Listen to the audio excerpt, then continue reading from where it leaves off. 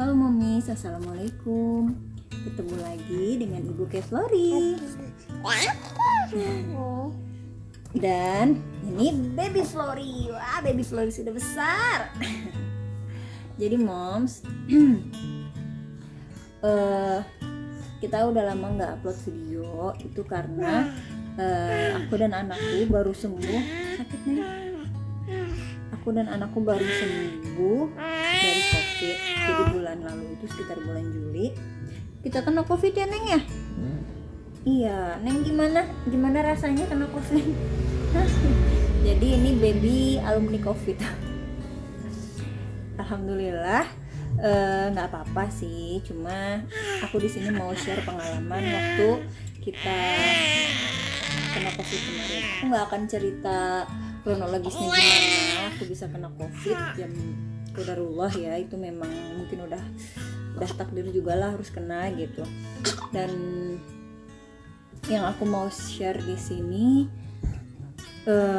gejalanya apa aja yang ada sama aku, dan gejala apa sih kalau misalkan bayi kena COVID tuh gimana sih gitu, cerita singkatnya itu ya. Aku merasakan gejala pertama itu seperti flu, meriang, badan linu, pating greges. Kalau bahasa Indramayunya tuh pating greges badan. Dan kalau biasanya flu itu aku tuh selalu kasih obat warung gitu, dan pasti sembuh. Nggak nyampe sehari gitu, paling cuma 1 atau 2 jam tuh udah sembuh tuh. Demamnya turun, hidung udah nggak mampet, udah nggak ngegigil, enak aja gitu. Tapi ini udah sampai 3 hari itu aku tuh dikasih obat warung sama sekali nggak mempan. Dan selama 3 hari itu juga tenggorokan aku tuh sakit banget gitu. Dan akhirnya memicu batuk muncul gitu. Dan setelah 3 hari nggak sembuh flu aku dan batuk aku, di hari keempat yang tadinya aku nggak akan mau berobat gitu, aku pikir ngapain sih ke dokter gitu, udah biasanya juga sembuh sendiri gitu kan, aku nggak mau berobat. Tapi pada hari keempat tiba-tiba suaraku hilang, beneran hilang, bukan yang serak gitu, bukan, hilang, suaraku hilang. Kalau aku berusaha ngomong itu sakitnya masya Allah sakit banget gitu, sakit banget.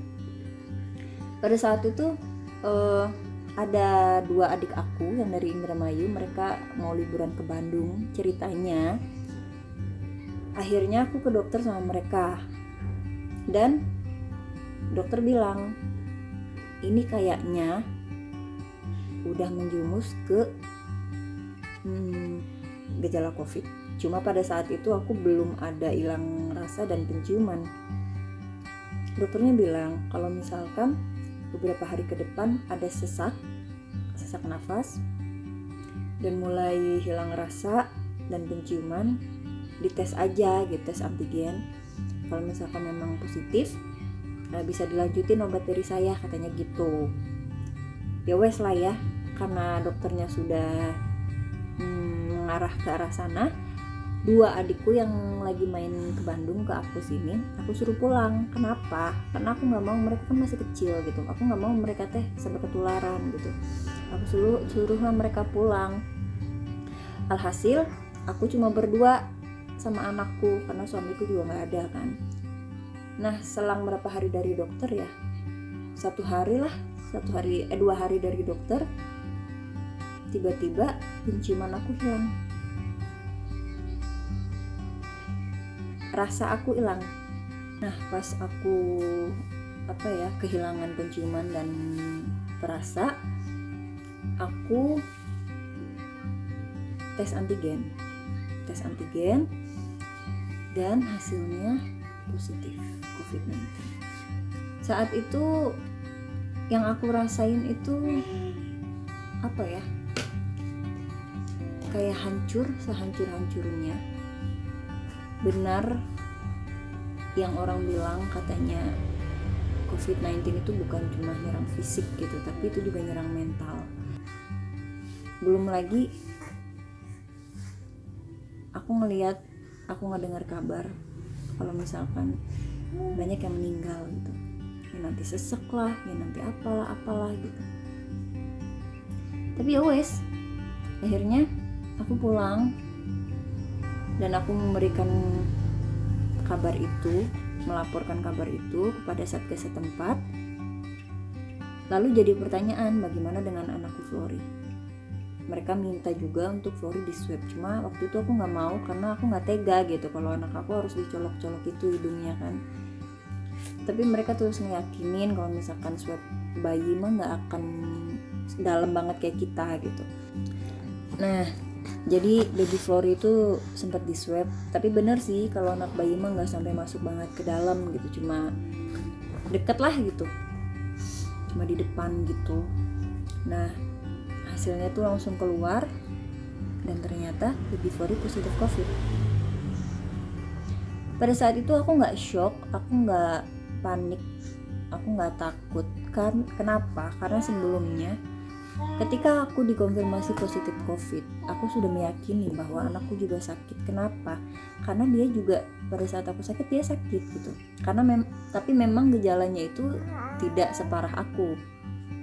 Kalau aku kan ada menggigil, panas dingin gitu kan, demam, batuk, pilek, kemudian tenggorokan sakit, suara aku hilang, anosmia, nggak ada rasa segala macem. Kalau bayi itu, anak aku itu gejalanya ringan, maksudnya itu cuma batuk sama pilek aja. Sempat ada demam tapi itu cuma sehari doang, udah gitu. Yang lama tuh batuk sama pileknya. Saat itu aku nggak kaget gitu ya, karena memang anak aku nggak terlalu mengkhawatirkan gitu kan. Nah, setelah hasilnya semua diketahui positif, ya sudah, aku dan anakku isolasi mandiri berdua kan. Dan alhamdulillahnya untuk masalah makan ada relawan dari Satgas COVID yang setiap hari mengirimkan makanan, satu hari 3 kali tuh. Jadi aku sama sekali nggak perlu mikirin makan gimana, aku cuma fokus sama kesehatan dan kesembuhan aku dan anakku. Pada saat kita menerima surat positif dari antigen itu, karena aku waktu itu di puskesmas antigen, pada saat kita positif kita akan dimintai data personal kita, nomor telepon dan alamat. Nah, nanti dari nomor telepon itu perwakilan dari salah satu pegawai di puskesmas itu, bidannya dalam hal ini, itu memantau aku setiap hari, menanyakan ada gejala apa dan bagaimananya. Ketika obat aku habis, mereka juga akan sigap untuk mengirimkan kembali obat yang sudah habis beserta gejala-gejala terbarunya apa aja gitu. Nah, pada saat itu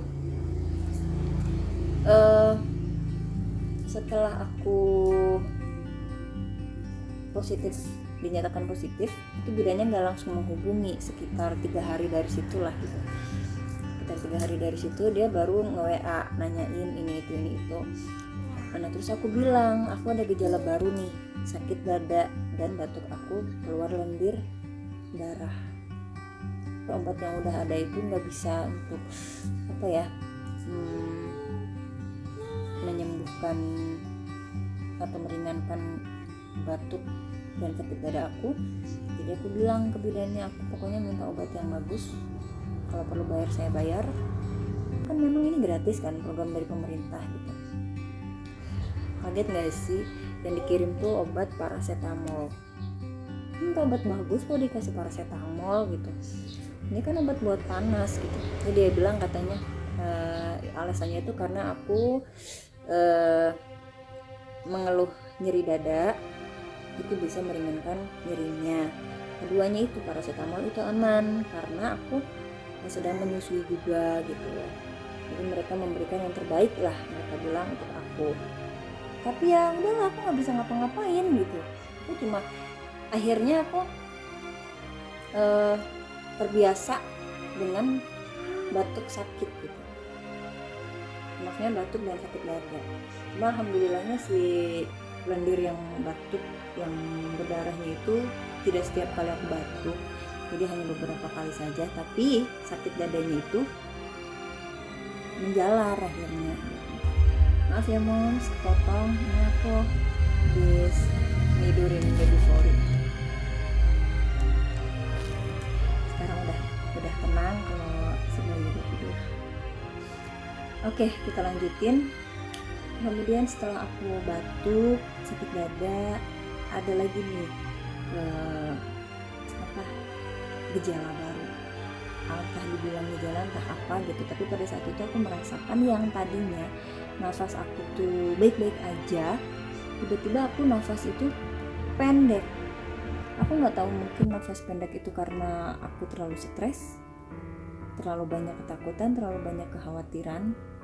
Jadi nafas aku tuh, jantung aku berdebar kencang, nafas aku pendek gitu, tapi alhamdulillahnya aku masih bisa nafas. Banyak orang-orang di luar sana gitu yang harus dilarikan ke rumah sakit gitu karena saturasi turun. Dan aku meyakini pada saat aku nafas aku susah, nafas aku pendek, aku meyakini saturasi aku tuh turun, pasti turun. Karena aku nggak bisa bernafas seperti biasa.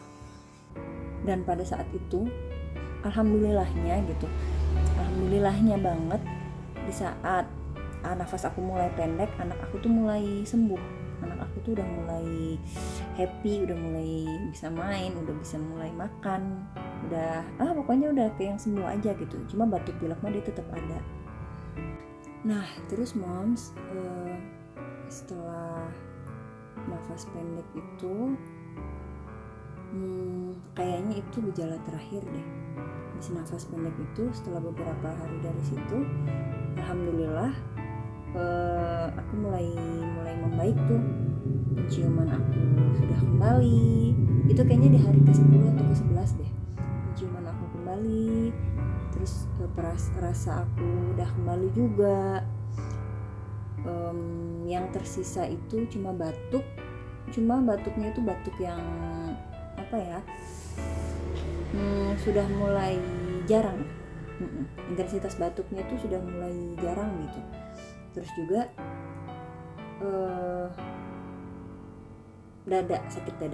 sakit dada itu ya, kalau misalkan batuk ya dada sakit gitu ya, tapi udah nggak ada lendir-lendir darah lagi gitu, alhamdulillah. Setelah berapa ya itu teh aku kan dikasih surat untuk isolasi mandiri itu 2 minggu. Nah setelah 2 minggu itu aku datang ke puskesmas untuk cek fisik dan diwawancara gitu. Fisiknya dilihat kitanya tuh sehat enggak. Nah waktu aku ke puskesmas semuanya alhamdulillah baik. Ya wes, akhirnya aku dikasih surat bebas isolasi mandiri. Alhamdulillah, pisan aku seneng banget rasanya. Nggak tahu seneng banget gitu, padahal tiap hari juga aku bisa keluar rumah. Jadi tiap hari kan aku tuh moyan tuh berjemur gitu di depan rumah. Cuma nggak tahu begitu ada surat bebas isolasi mandiri tuh kayak seneng banget gitu. Oh iya, terus nggak ada tes swab ulang itu karena katanya aku tuh cuma gejalanya itu ringan ke sedang, jadi nggak perlu ada tes antigen lagi untuk mengkonfirmasi.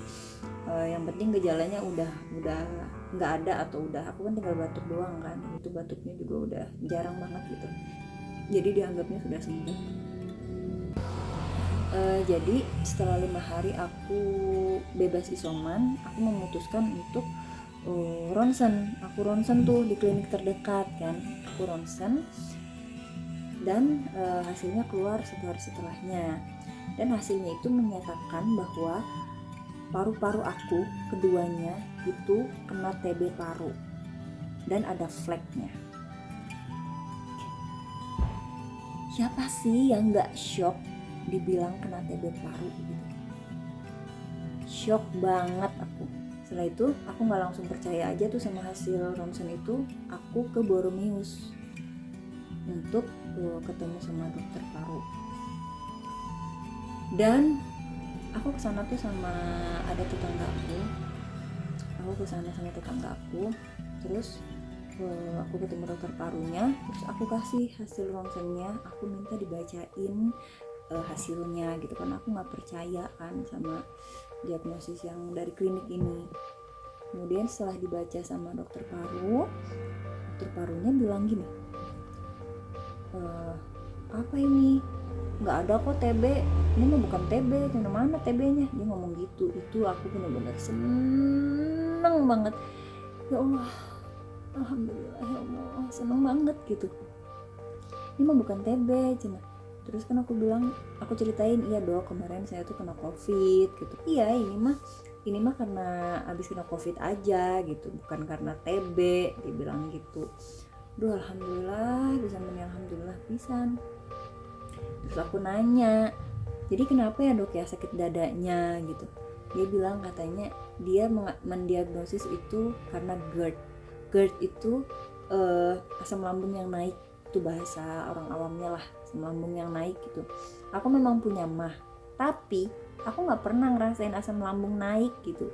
Dan aku pikir itu bukan karena asam lambung, tapi waktu itu aku nggak mau nanya lebih lanjut gitu, karena aku ya kan mungkin diagnosis dari dokter paru ini ya pasti lebih tepat lah untuk aku gitu. Ya akhirnya aku ya wes lah gitu, aku tebus obat, cuma dikasih obat lambung sama obat antibiotik. Pulang, kemudian aku mengkonsumsi obat itu selama dikasih antibiotik itu selama 10 hari. Selama 10 hari gak ada perubahan yang signifikan, sama sekali gak ada. Maksudnya kalau batuk itu kan aku memang udah sangat-sangat jarang ya, sangat-sangat jarang lah, batuknya tuh jarang banget, bahkan dibilang sehari sekali juga enggak gitu, semaunya lah dia datang si batuk ini. Cuma sakit dada ini yang aku takutin gitu. Sakit dada ini masih ada sampai 10 hari setelah aku berobat, masih ada. Akhirnya aku mikir, ini kayaknya bukan karena, masa nggak ada yang berubah gitu, sama sekali nggak ada yang berubah, rasanya tuh masih sama sakit. Nah akhirnya aku mulai mencurigai hal lain tuh kayaknya nih kan kalau misalnya ada masalah sama paru-paru ya, itu teh masalahnya teh sama sesak nafas, sama susah nafas, atau yang begitu-begitulah, sama nafas lagi. Sedangkan kan aku nggak ada masalah sama nafas aku kan, ya itu mah waktu aku nafas pendek mah itu waktu aku COVID kan. Tapi kan udah juga itu nggak berlarut-larut sampai berapa hari, enggak gitu, cuma sekali doang. Ini kayaknya ada yang aneh gitu, maksudnya ini bukan GERD deh kayaknya, soalnya aku memang nggak asam lambung aku. Terus aku mencurigai hal lainnya itu lebih kayak ke apa ya, otot dada aku, karena kemarin aku batuk terlalu kencang jadi mungkin ketarik atau bagaimana. Terus juga atau tulang atau sendi di dada gitu, intinya bukan di paru-parunya ya. Aku yang tadinya mau ke dokter lagi nih, aku mau balik lagi setelah 10 hari. Cuma karena aku punya pikiran denial lah, pokoknya itu menolak kalau misalkan ini tuh gara-gara paru, karena aku nggak ada masalah pernafasan gitu kan, jadi aku nggak mau balik lagi. Jadi si sakit itu teh makin parah ketika aku begadang. Seketika itu teh sakit yang tadi cuma di dada depan itu lari sampai ke belakang, sampai ke punggung, sampai ke leher, sampai ke pokoknya aku coba untuk mengurangi aktivitas berat aku, karena dipikir-pikir ternyata sakitnya itu muncul ketika aku ngangkat yang berat-berat. Nih ngangkat si unyil berat kan, itu teh sakit, batuk sakit, bersin sakit gitu, karena kan ada peregangan otot kan. Jadi dari situ aku tuh mikir, oh ya wes lah, aku nggak usah dulu nih aktivitas yang berat-berat, istirahat dulu aja gitu, benar-benar istirahat dan tidurnya cukup 8-9 jam. Akhirnya setelah itu aku praktekin dalam kehidupan aku sembuh COVID itu akhir Juli, sekarang sudah tanggal 18 Agustus, kayaknya itu udah hampir 1 bulan ya aku merasakan sakit dada. Dan semakin kesini semakin membaik tanpa obat. Jadi aku obat cuma di awal doang gitu, di awal pas baru sembuh COVID kan. aku berobat itu, setelah itu kan aku nggak konsumsi apa-apa lagi, aku cuma minum vitamin doang gitu, sama obat tulang, siapa tahu mungkin ada tulang dada yang retak sedikit atau gimana gitu kan kalau tulang dada itu tulang rusuk maksudnya, itu bisa sembuh sendiri, cuma membutuhkan waktu yang lama gitu. Terus aku juga minum Neurobion karena aku tuh suka kesemutan gitu, sembuh dari COVID tuh ada aja itu tuh long COVID-nya teh, ya kesemutan lah, inilah itulah. Tapi alhamdulillahnya aku tuh nggak ngos-ngosan, kan banyak tuh orang yang sembuh COVID teh lemes banget, jalan dikit lemes, ini itu lemes. Aku enggak, alhamdulillah udah sembuh dari COVID ya udah gitu, aku nggak ada yang aneh-aneh sembuh lemes apa segala macam, itu nggak ada. Cuma itu doang, dada aku sakit gitu sama suka kesemutan. Tapi sekarang kesemutan aku sudah hilang, alhamdulillah juga. Sekarang dada aku udah mulai sangat-sangat baik. Kalau misalkan aku batuk atau bersin juga masih ada sedikit sakitnya, tapi kalau aku melakukan aktivitas seperti ini, aku ngangkat berat, itu udah nggak sakit lagi. Oh ya, kalau misalkan untuk anakku Flori, setelah dia Flori itu sembuhnya udah lama sih. Aku bilang sembuh tuh karena memang dia udah kayak anak sehat aja gitu. Memang batuk pileknya masih ada, dan yang bikin aku panik tuh ada nafas buruk-buruknya. Nafas buruk-buruknya itu parah banget, itu setelah dia tuh udah mulai jarang batuk, jarang pilek. Maksudnya jarang tuh ada batuk dan pileknya, cuma jarang banget gitu. Nah di saat itu si nafas buruk-buruknya itu ini banget, kedengaran banget. Kalau kita tepuk nih punggung belakangnya, itu teh kerasa dia teh ngegrok-groknya, grok gitu. Aku sempat panik, sempat mau bawa ke dokter juga gitu. Cuma kan kata dokter anaknya, aku sempat nanya ke dokter anaknya itu kenapa grok-grok, ya katanya nggak apa-apa, nanti juga hilang sendiri. Aku sering uapin dia juga pakai air putih, cuma kayaknya nggak ngaruh. Jadi aku tuh suka pijetin punggung belakang dia, dada dia, aku suka gini-giniin, gitu-gituin. Misalkan habis mandi kasih minyak hangat, gitu-gituin, terus dipijit gitu.